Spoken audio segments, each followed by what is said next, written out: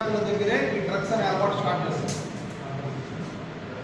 తల్లిదండ్రుల నుంచి డబ్బు తీసుకొని ఈ డ్రగ్స్ కొనుగోలు చేసి ఒక వ్యసనానికి డ్రగ్స్ అలవాటు చేసుకుని ఆ వ్యసనాన్ని ప్రభుత్వ వ్యతిరేక పనులంటే ఐడియా ఉందా? అంటే చట్టానికి వ్యతిరేకం.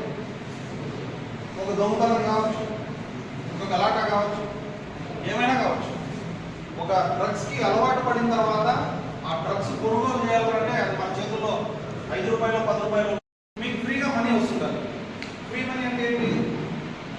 ఈ విధంగా దొంగతనాలు, ఈ విధంగా పేకాటాలు, వచ్చారు.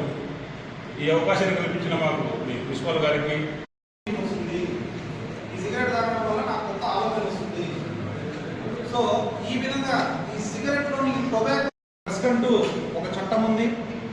ఆ చట్టం పేరు నార్కోటిక్.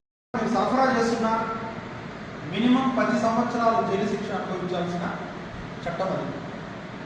సో